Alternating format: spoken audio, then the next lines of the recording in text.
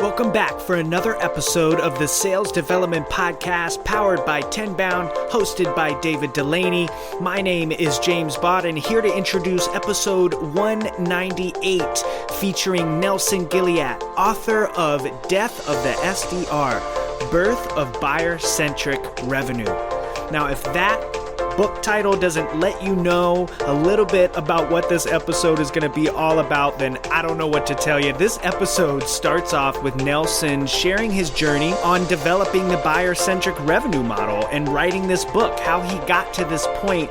David and Nelson dive into the ins and outs of the predictable revenue model and the areas where the model falls short from Nelson's POV and why he feels the predictable revenue model has become so prevalent.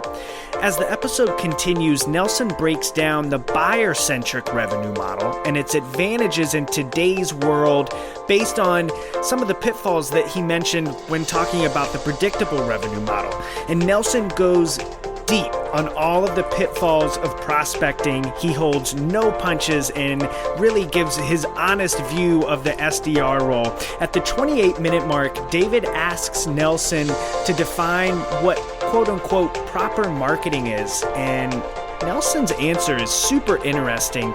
David and Nelson then go on to talk about the ideal way to set up your teams based on the buyer-centric revenue model and the way that organizations can thrive under the buyer-centric revenue model. This episode wraps up with a definitive statement from Nelson on the power of being buyer-centric. Nelson holds no punches in this interview, talking about predictable revenue model, the buyer-centric revenue model, and if you enjoy this episode, don't forget to give us a rating.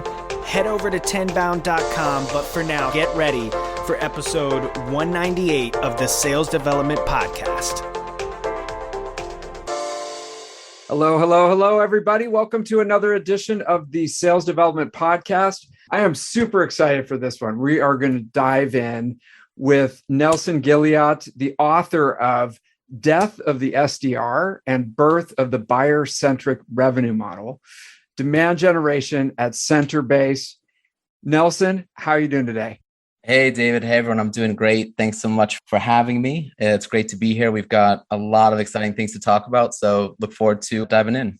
I'm super excited about this. So this book came across my radar screen and I was like, wow, okay, this is a statement, right? Because there's a lot of different books on the topic, but I hadn't seen one that goes into this in so much depth, and I'm excited to talk to you about it. So first and foremost, how did you get into this world, and take us up to the point where you wanted to write the book? Yeah, for sure. So I started in B2B about 5 years ago at a company called Western Union Business Solutions, which was the B2B division of Western Union, so financial services and software.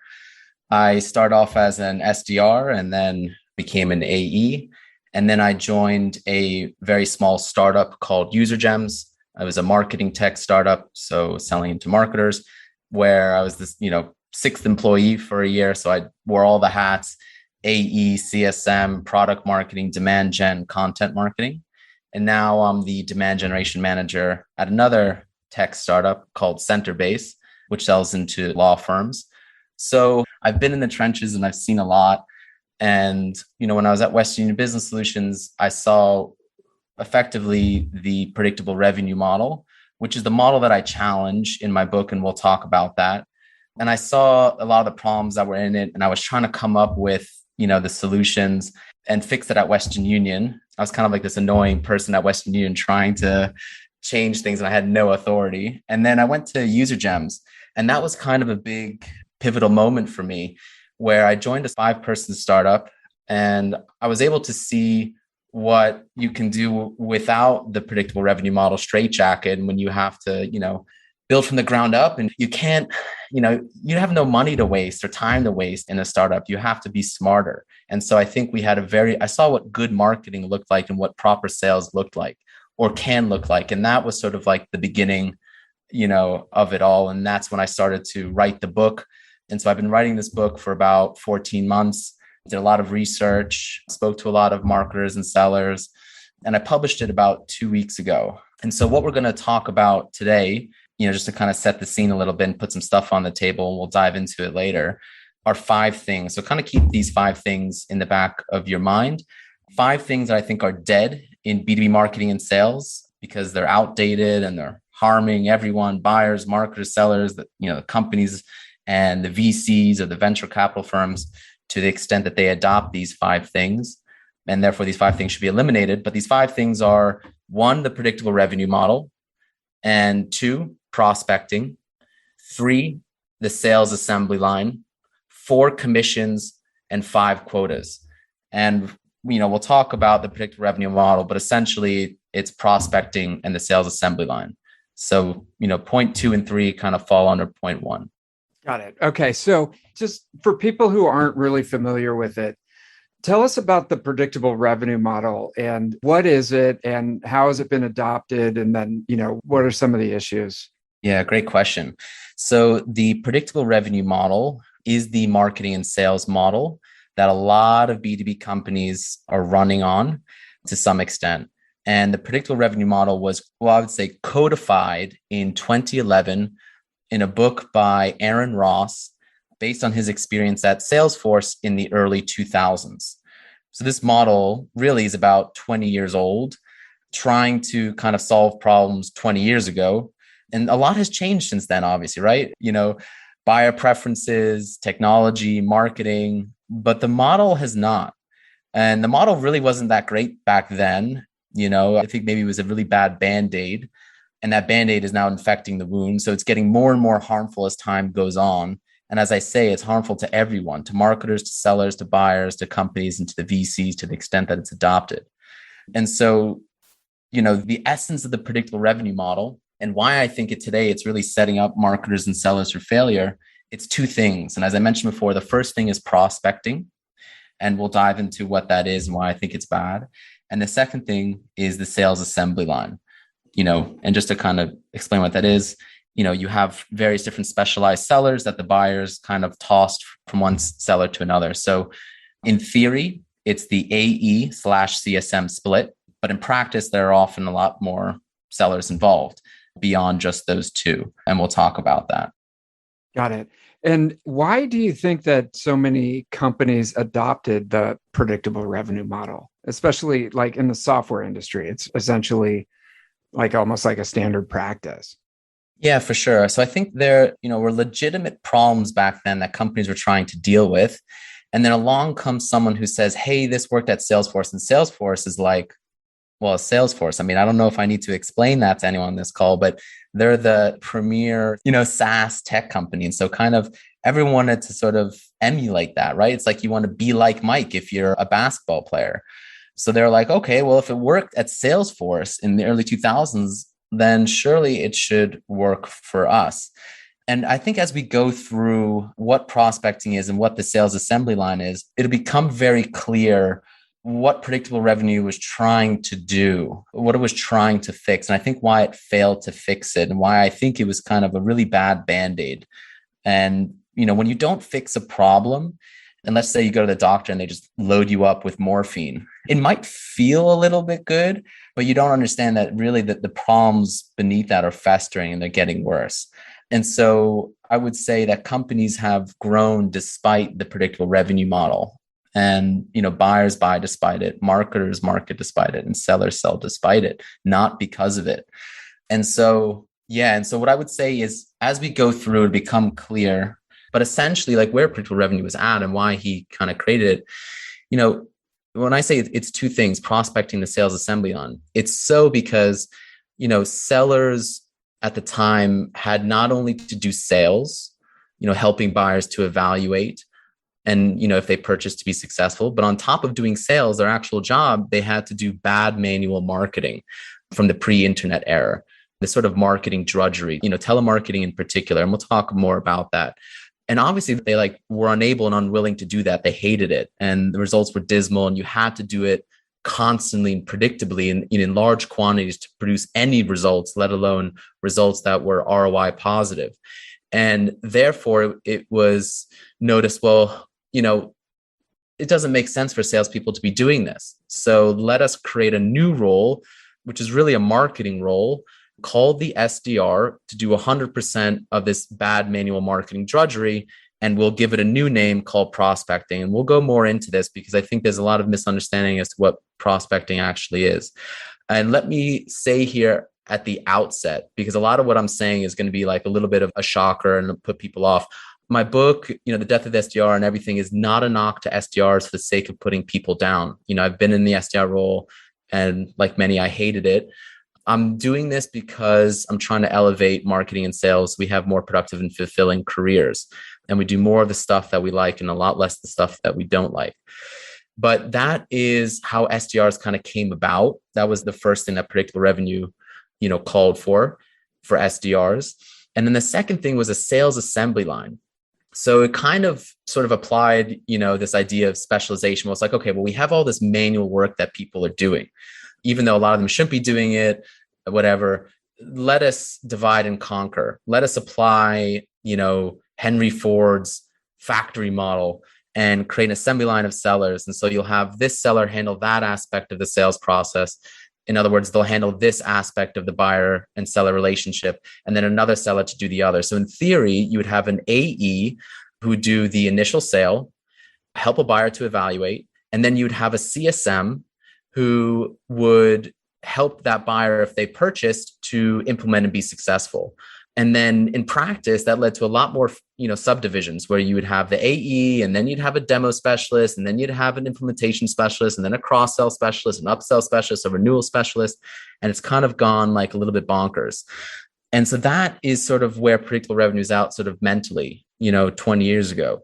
And this is still by and large the model today. So, what I'd like to do, David, unless there's some questions you have, or if you want to take something in a different direction, is kind of break down prospecting. And then, as we break down prospecting, I have some, tactical advice for SDRs as to what you can do today, based on what you can control to kind of improve your situation, and what sales leaders and what, SDR leaders can do. And then after prospecting, we can go into the sales assembly line, and then we can go on to quotas, and then finish up with, I'm pretty sure everyone's pretty excited about commissions, if that suits. Yeah, definitely. Let's dive in. So, the list of dead or harmful, aspects: prospecting, the sales assembly line, quotas, commissions, and then definitely what's the buyer centric model in that. So let's dive in with prospecting.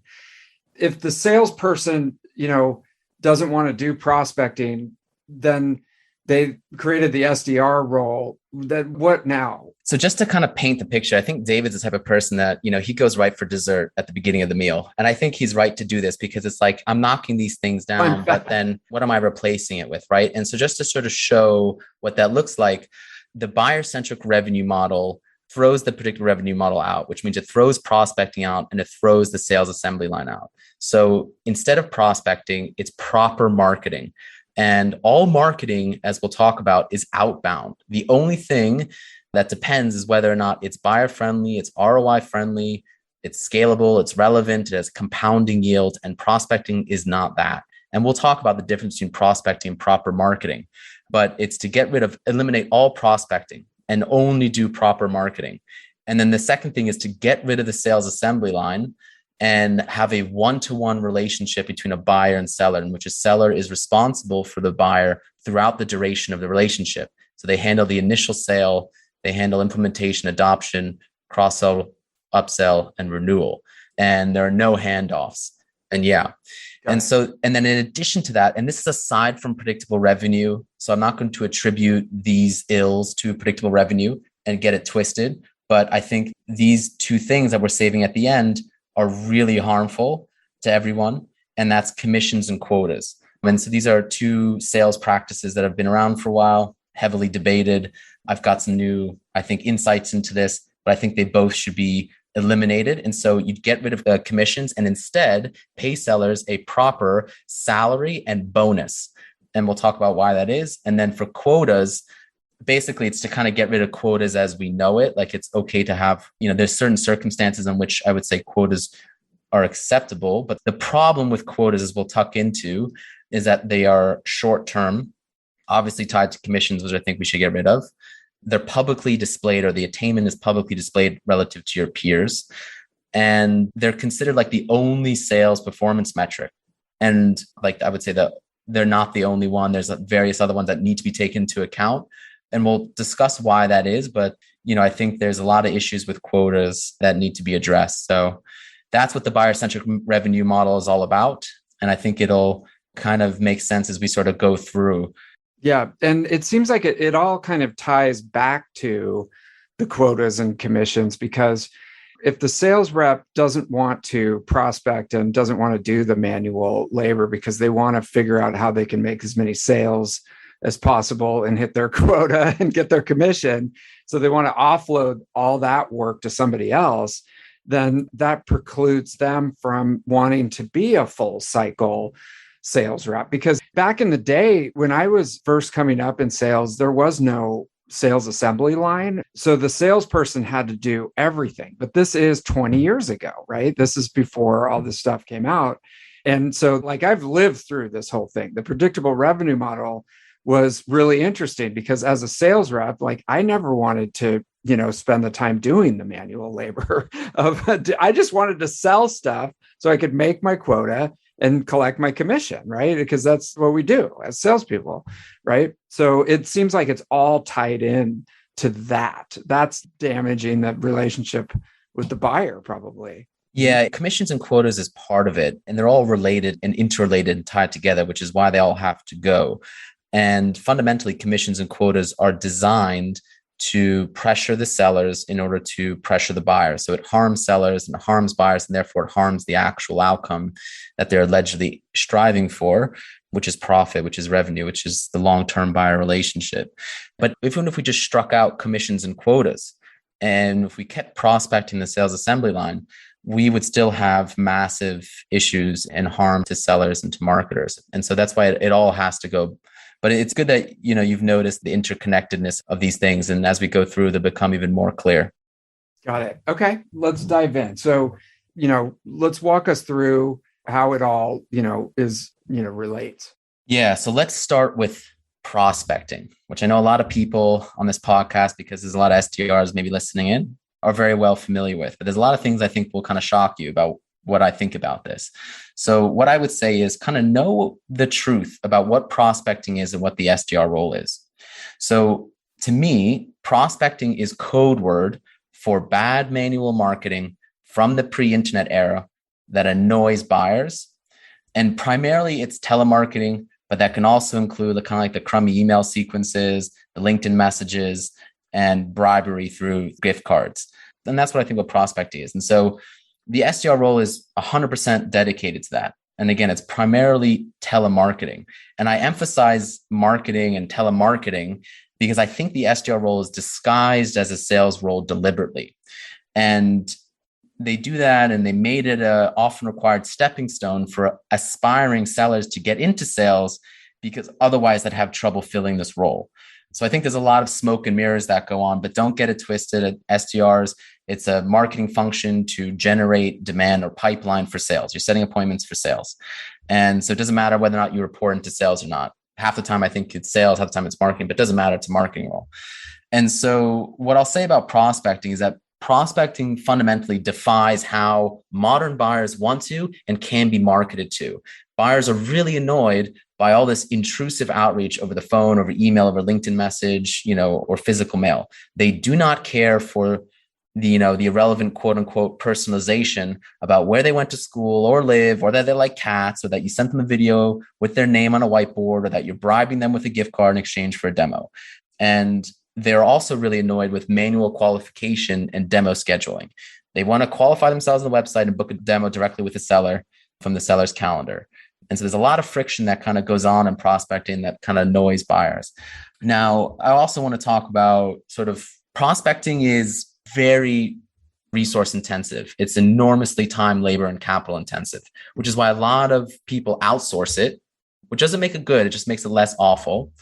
And because of the effect this has on buyers, and I think it's very clear for people who are doing this to see that it produces a lot of low quality junk leads. So it produces a lot of low quality junk leads that convert less, have longer sales cycles, higher cost per acquisition, higher churn relative to proper marketing.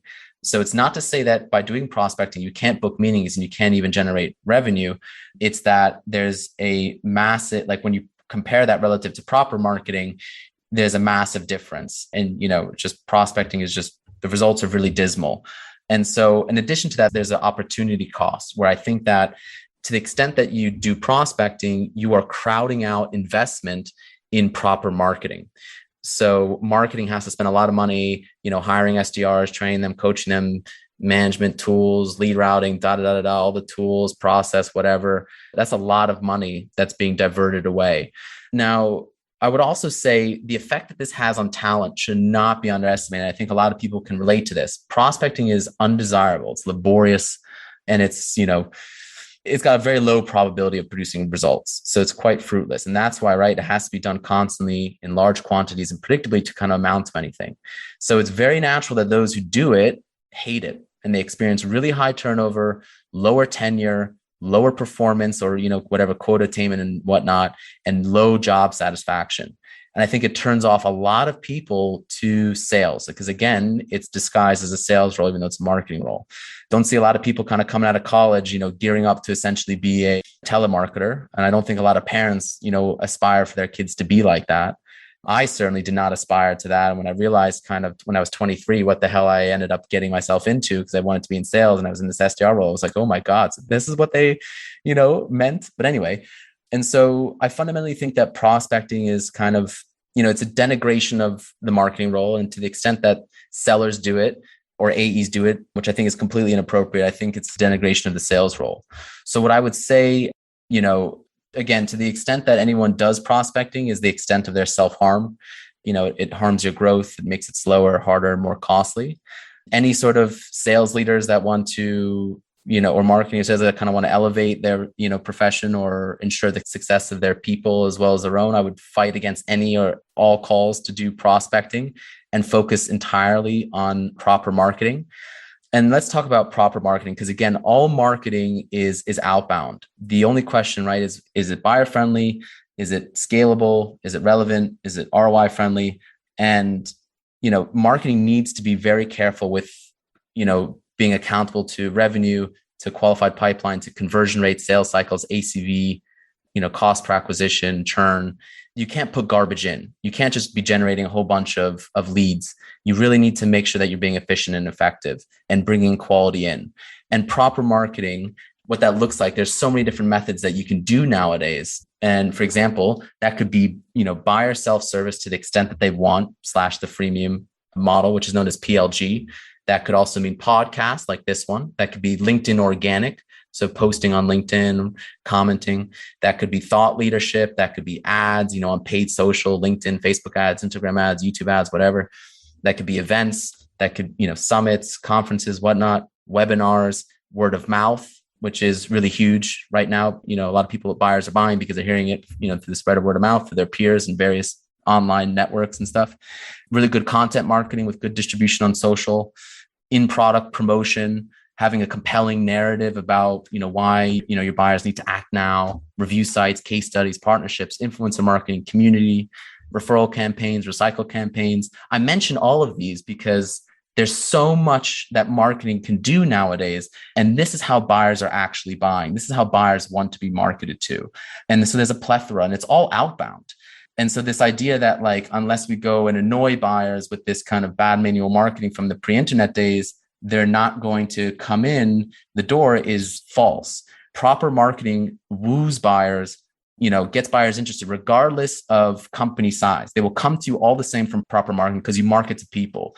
And buyers' marketing preferences don't change just because of how many colleagues they have at their company. So prospecting is slightly less harmful in the enterprise motion because the massive cost, of prospecting is offset by the deal size. So, I would say to any SDRs, to be very careful, especially new SDRs, to kind of know fully what this role entails, because it took me a little while to realize what that is. And maybe you're listening in because you want to up your game. And so here's sort of my advice. Understand that this role is repetitive marketing drudgery with dismal results. And you'll be required to bang out a certain amount of telemarketing calls. You'll get endless voicemails, rejections, avoidance from annoyed buyers. A lot of the leads you produce will be junk and low quality. Your performance will be publicized in a dashboard against your teammates for a quote unquote healthy competition. You'll be hounded by short-term quotas, which many people fail to hit. That'll negatively affect a sizable chunk of your compensation because it's tied to commissions. And commissions, as we'll talk about, are bad. It's unpredictable. You have no certainty if and when or how much you'll get. And every time you do get a buyer interested in, speaking with or taking a meeting, the seller gets to do the fun part and makes more money, is more appreciated. So just know that that's what you're signing up for, and that the role was invented, as we talked about earlier, because sellers didn't want to do it. And that was kind of offloaded onto the SDR back in the day. And so my advice at the end of the day for SDRs is to escape from the SDR role ASAP and into a more productive and fulfilling role. It'll be easier for you to switch into other roles within marketing, such as demand gen, which is what I do, and which is essentially, the modern day SDR role, I would say, or that's the role within marketing that properly generates demand, to put it properly. Product marketing, content marketing are other roles within marketing, or switch to sales or to revenue operations, which kind of people behind the scenes, supporting both marketing and sales. And so that's what I'll say about prospecting. I know that was a lot, and there's probably some cognitive dissonance going on, but I'll pause there before maybe moving on to the sales assembly line and see if you got any questions there, David. Yeah. So there's a couple from the high level. If you're doing proper marketing and there's not enough sales pipeline, is it essentially you've got maybe the wrong marketing team, or, you're not doing some of the things that you mentioned correctly? Like, what should you do in that case? Because I think the knee-jerk reaction is, well, hop on the phone, start doing inefficient marketing, essentially. That's a great question. That's a marketing problem. If marketing is not generating demand for sales, that's a marketing problem that needs to be fixed. And so whatever your marketers are doing, they're not doing the right things, or you have a sales headcount problem. So you have too many mouths to feed and you need to reduce your headcount. Now, if any sales leaders are listening to this, I hear this, from some sales leaders, don't make this mistake. There's a big problem because of the predictable revenue model, where marketers are KPI'd, or they're primarily held responsible for generating MQLs, which I wouldn't even call them leads. It's a fancy way of saying the contact information of uninterested buyers. The contact information of uninterested buyers. They don't want to speak to sales. They have not explicit requests to speak to sales. That's what marketers are kind of like tasked to do today, whereas sales is on the hook for revenue. So you have this big misalignment where marketing produces a lot of junk leads because, hey, that's what we're asking them to do because they need to generate MQLs to feed kind of the SDR beast machine. And then obviously that produces a lot of junk, and then sales is kind of left hanging. And as we know, a lot of sellers aren't hitting quota. Something that's like 70 plus aren't hitting quota. It's really bad. But the mistake that sales leaders make is not defending their salespeople and pointing the finger rightly at predictable revenue, rightly at marketing, and saying, hey, this is a marketing problem, or maybe it's also a sales problem because we have too much headcount. We got to figure out and like solve either the headcount issue or fix marketing. But do not make the mistake of throwing your sellers under the bus and force them to do prospecting, aka bad manual marketing drudgery, which is unnecessary and counterproductive. And so, yeah, don't put that onto your sellers. Protect your sellers from that. Make sure you do fix marketing and or sales headcount. Got it.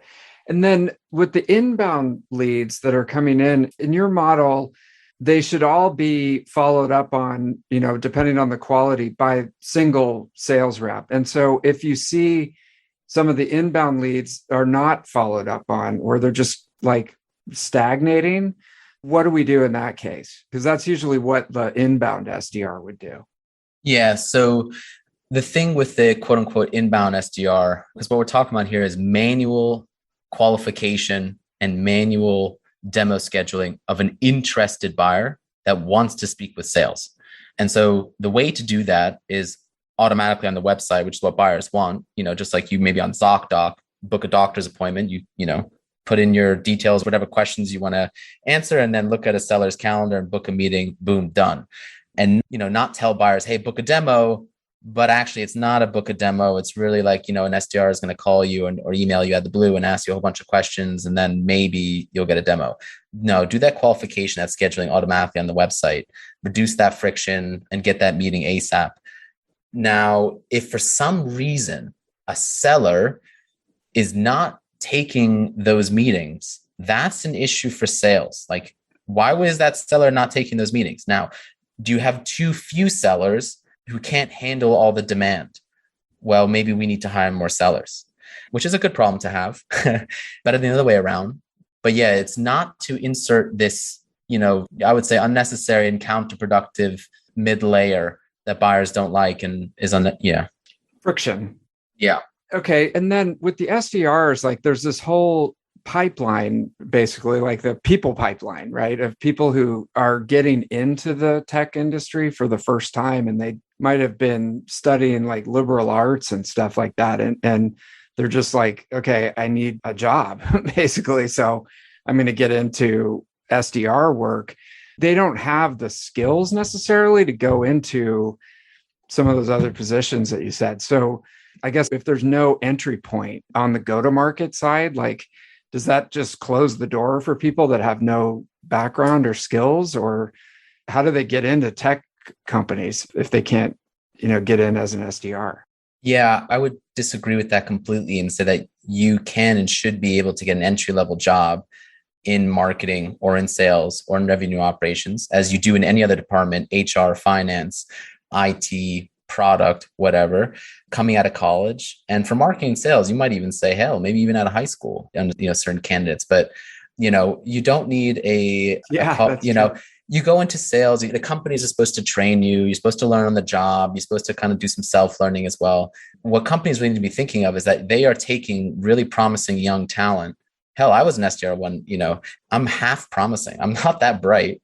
And that's wasted resources, because that's talent that could otherwise be deployed more productively.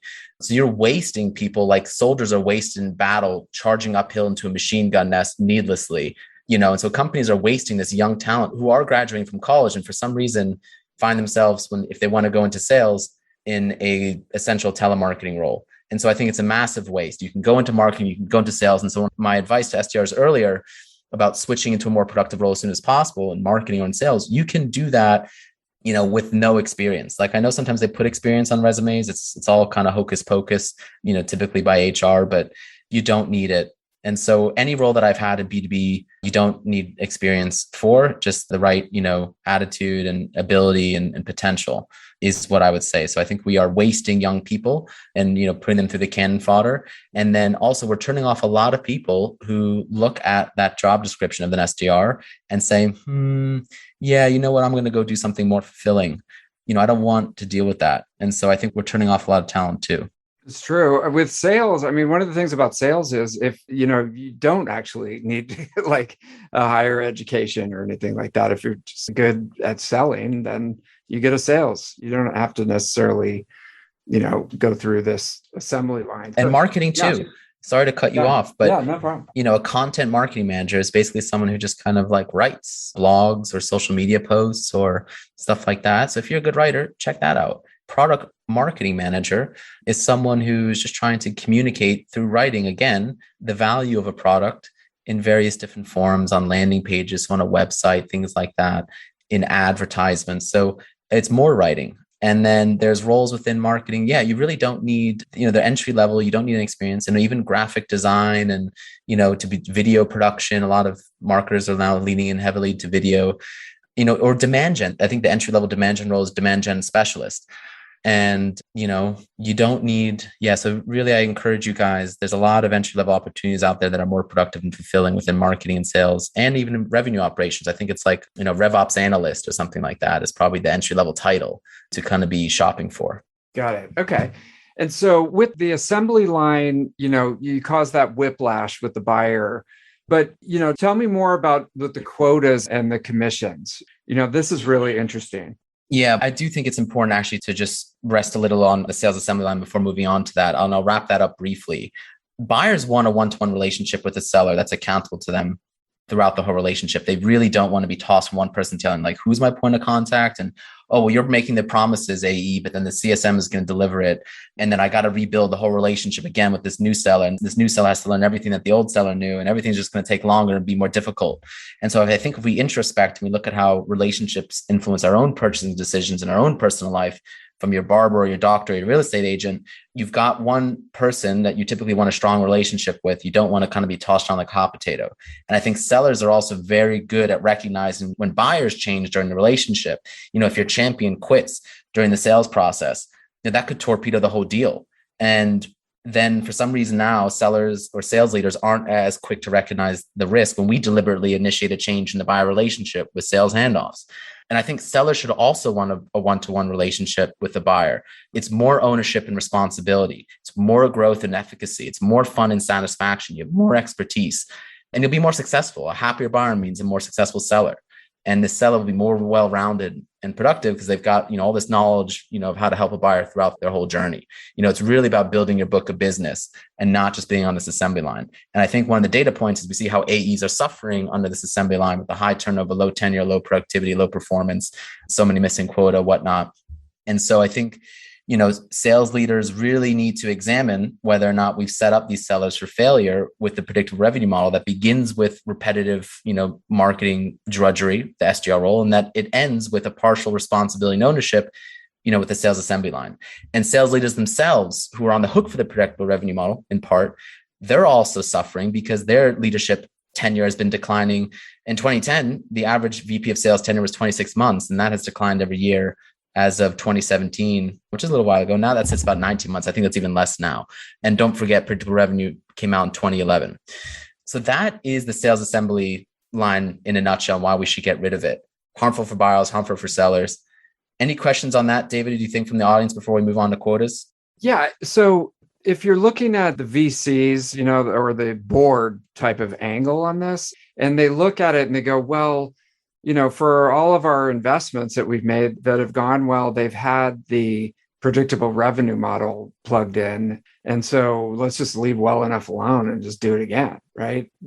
And you talk about this in your book, but there's several companies out there, emerging companies that have used the buyer centric model, right? And been super successful. Yeah. So what I would say to that and to the VCs, again, fundamentally, I think companies grow despite all these things because of the business model in SaaS. You can afford to burn all this cash.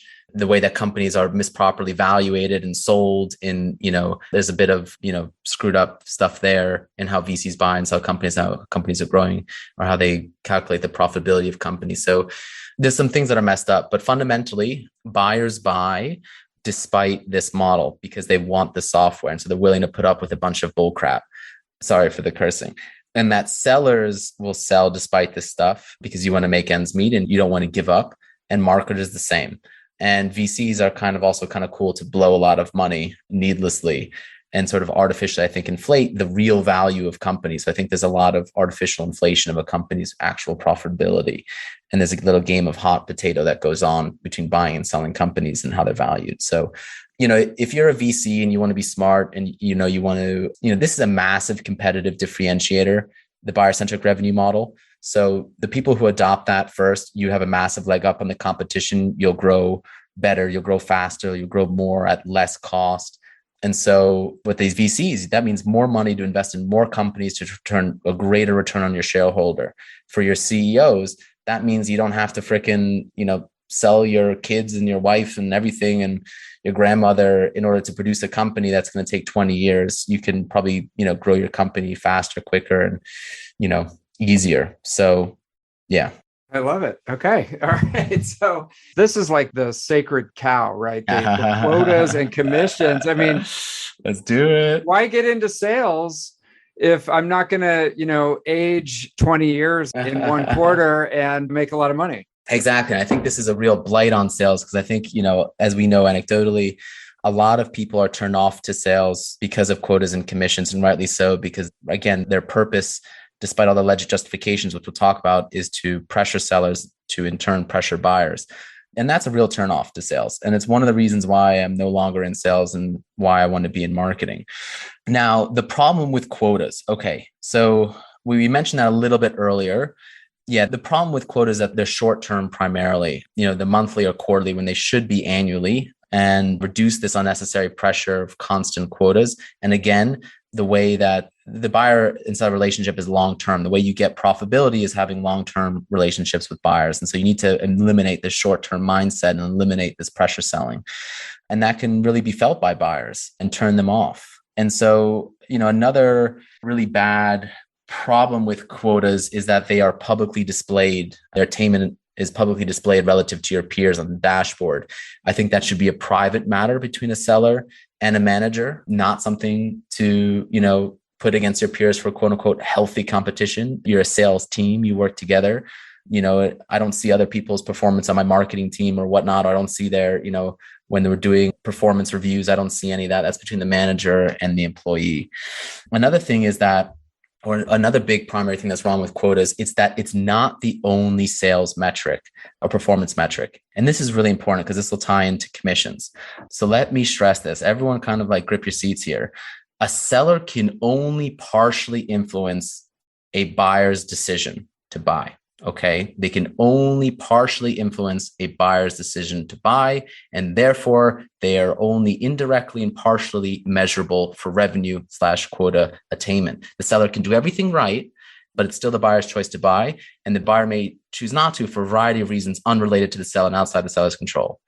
Perhaps the product lacked a feature, or the buyer was unqualified and slipped past marketing's nets, or the buyer lacked appetite or funds, or the buyer changed jobs, whatever. Or maybe the buyer bought despite a lousy seller because the product or marketing is amazing. There's, no competition, whatever, and the buyer's need is dire.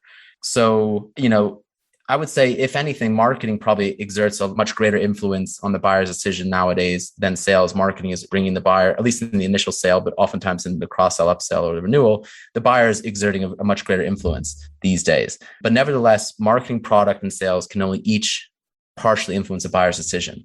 And so when a sales leader is analyzing the performance of their sales team, or even a CEO is analyzing the performance of sales, you need to measure holistically and not just quota attainment. So you need to be looking at things like the number of customers, the number of deals, your conversion rates, your sales cycles, your average deal size, the cost per acquisition, payback time period, churn rate, retraction revenue loss, expansion revenue gain, professionalism, teamwork. We're talking now more about the individual seller's performance, but that is sort of like how holistically sales leaders should be evaluating their sellers. Okay. And so now, obviously, we'll talk about commissions in a bit, but I think a big problem with quotas is that they're tied to commissions. And I think we should obviously eliminate that, because I think fundamentally it does not make sense to withhold effectively 50% of a seller's compensation pending attainment of an outcome, the buyer's decision to purchase, that a seller has no direct and full control over. And so, yeah, I think that we'll talk more about that when we get into commission. So really the solution, just to kind of tie it all up, have annual quotas that, are one of many different performance metrics. Don't publicly display them or publicly display quota attainment on a dashboard. Keep that private between the seller and manager. There's one other thing I wanted to say about quotas. A greater emphasis should be applied on the sales team's collective quota and not just the individual quota. So it's about a team here. Keep the eyes on the prize. The sales team as a whole needs to hit a number. And so, I think the unnecessary focus on a quota, partly because people think it's the only metric that matters, whatnot, on a seller, that can cause, sellers not to help other sellers and just to kind of focus on themselves. And it's, you want it to be a good team and stuff like that. And so also, and I think that's probably, we'll talk a bit about a bonus structure, but I think that bonus can comprise a few different components: an individual component, a team component, and perhaps a company component, a company-wide component. I'm talking about here a goal attainment. So yeah, so I know that was a lot because I kind of wanted to rush and get through to commissions, but any questions on quotas before we go on? Yeah, it seems like, how would you set up the org chart? Like if you came in and you had a completely blank slate and, we didn't have to even think about marketing or sales in the traditional way, because it sounds like we're all on the same team. We're trying to make sure that the buyer, has a great experience. They get the value and they stick with us for life. That's really the main goal behind all of this stuff. How should we set up the teams in order to do that? If we could just take all this old school stuff off the table. Yeah. So I would eliminate all specialized sales roles and just have a single seller. And so give people that option to have that and move into that, or switch into other roles if they don't want that. So all specialized sellers should turn into a single seller and be trained.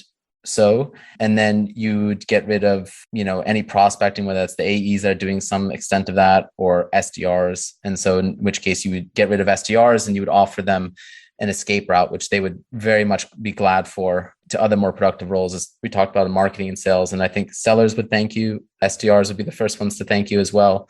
So it's very simple. The departments that you would have in a company, you got your product, you got your marketing, you got your sales, you got your customer support to handle kind of like day-to-day issues or problem solving for existing customers, things like that. If a seller needs any technical expertise beyond, what they can handle, maybe they can ask their manager, maybe they can ask a seller that might have some greater expertise in this technical matter, or they can ask someone in products to say, hey, this buyer is really, complex technically, or, I'm just not clear on this technical part of our solution. Can you help me and train me here so I can handle that in the future? So, and it simplifies the org model immensely, because right now you have bloated and massively complex org models with a lot of misaligned teams because they got different KPIs and different processes and different tools and different management. So you got your SDRs, you got your AEs, your CSMs, your demo specialists, or sales engineers, whatever you call them. It's massive organizational bloat. So it simplifies things a lot. And I think that helps people who are leading companies to operate more efficiently and effectively. So this is the Buyer Centric Model that's going to come out when your website's ready. Okay. And hopefully this podcast will be after, but you've got a website where you're going to be documenting your manifesto. Let's talk commissions. And that's the thing. Okay, when do I get paid? Right? For this hard work. Yeah. So let's get into it. So commissions are really harmful to sellers and to buyers. And so before we talk, I just had some notes here that I just want to make sure that I can reference. Now I'm changing gears a little bit. 2 secs. Yeah. So let me just say that the problem isn't how much commission sellers actually make.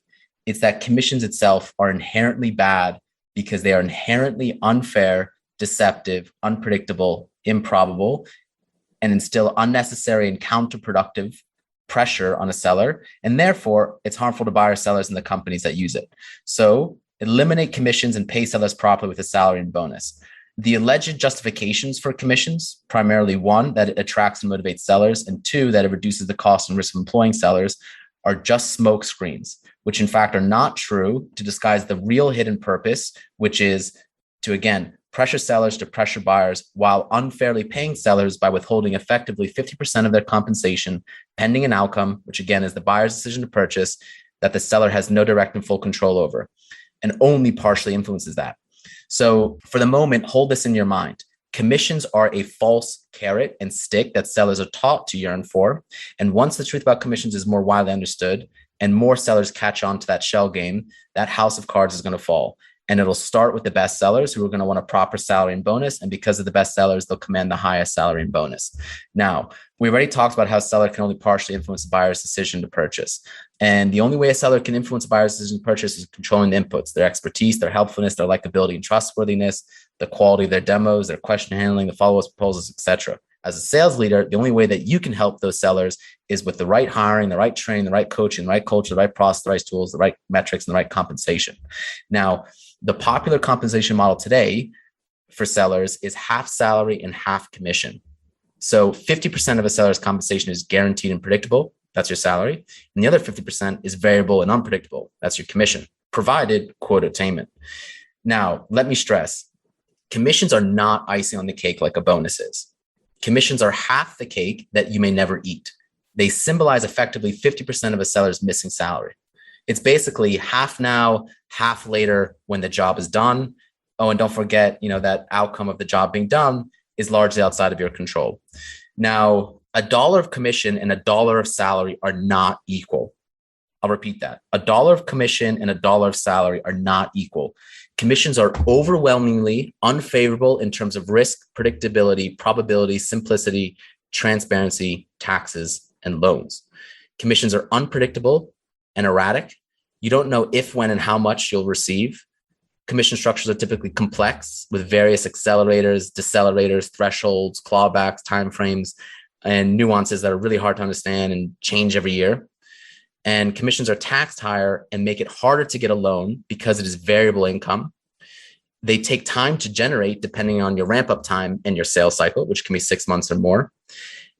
Commissions reset to zero whenever your quota resets, which is typically monthly or quarterly, again, short-term quotas, which are problematic. And commissions depend on variable factors, again, outside of a seller's control. So I think they're unfair. So at the worst, I think because commissions are a deceptive ploy to lure unsuspecting sellers with promises of big or unlimited sums of potential money, that, again, $1 of salary is not equal to $1 of commission. And that once sellers take the bait, commissions are used as a manipulative, false carrot and stick to foster pressure selling through greed and desperation. And buyers definitely feel that. They feel that commission. It makes them distrust sellers and exposes them to pressure selling, all sorts of bad tactics, sandbagging, whatnot, selling to bad, over-promising, under-delivering. And I think it really, screws with sellers and it turns people off to sales. And I think it's very ironic that these companies that are trying to pursue predictable revenue and cash flow are trying to woo sellers with the opposite.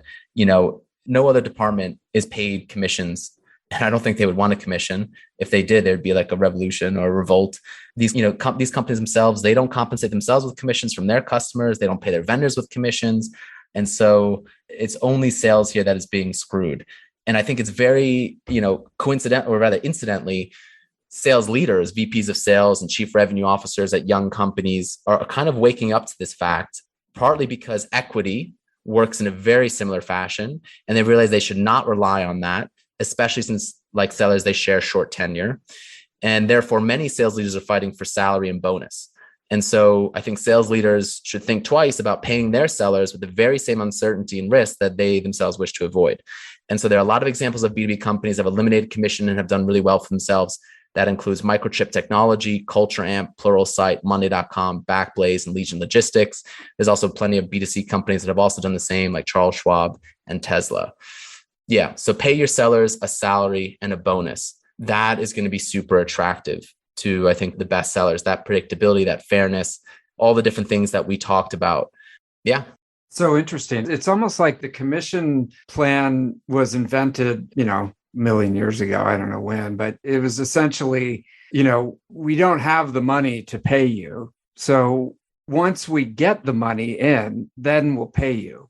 Right. And it's like, so you go sell the product, we'll invoice it, get the money in, and then we'll pay you. And it's like, yeah, I mean, these companies are very well funded and they don't have to think like that anymore because it's, not a sketchy situation like it was whenever commissions were, created. Yeah. I mean, it's a totally different ball game. And that's why, look, it used to be 100% commissions. And now we've sort of settled like halfway. We're sort of like sitting on two sides of the same fence with 50% of your compensation is commissions. Let us get rid of it entirely. It should have died a long time ago. Let us make the sales profession respectable and attractive and take that unnecessary and counterproductive pressure and unfairness and unpredictability off of a seller so that they can take care of your customers when they're not worrying about their paycheck. And neither is the buyer worrying about the seller's paycheck. They don't feel like they have to worry about the seller's livelihood and distrust that the seller is going to, pull something, pull the wool over their eyes. It reminds me, there was an old New Yorker cartoon where the salesman was talking to a prospect and said something like, it's got all these great benefits and features, and also my car is being repossessed. Yeah. It's like, dude, I don't care. And you know what? Let me say one other thing, because, one of the alleged justifications for commissions is that it saves companies money and reduces the risk of hiring unproductive sellers. So let me say this. Commissions are more costly and risky to a company than a salary and bonus.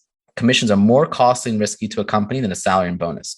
Consider the risk and cost of turning off potential talent to sales, of attracting the naive, desperate, and financially irresponsible, I think, who just aren't unsuspecting about commissions, of driving away, I think, experienced sellers who tend to be older, have greater financial obligations, kids, marriage, whatnot, and don't want that unpredictable revenue. So they go into management, leadership, or other positions. And those experienced sellers tend to be your best sellers. Consider the decreased seller productivity, performance, and tenure, which we're all very familiar with. Consider the cost of turning off buyers with your desperate, pushy sellers, of wasting all that time and money, coming up with convoluted commission structures and constantly changing them, of calculating, tracking, and paying out commissions. And last but not least, of the financial unpredictability of variable payroll. It's a variable cost that companies cannot predict. And so it's a massive mess, which is why a salary is very simple. And a bonus structure can also be simple as well, which is why a lot of companies do it. Now, a significant value of offering your employees a salary is that the companies take a risk on employees, that employees take a risk on your company, and they don't go off on their own and do their own thing, their own company, or they don't go work for other companies. Now, the only way that companies can remove the risk of unproductive employees, whether sales or whatever, is by hiring the right people to do the right roles, to do the right things, the right ways, the right technology, with the right training, with the right coaching, with the right metric, the right compensation, etc. If someone's not performing, then you find out why and you fix it. You either coach them or you redirect them, or you let them go somewhere else. You don't withhold 50% of their compensation at the outset and then make that 50% of the compensation really screwy with commissions and all the problems that comes with it. So again, if we're to have the best interests of sellers, buyers, companies, whatever, profitability, pay sellers fairly, like every other department, the salary and bonus. I love that. This is a red pill.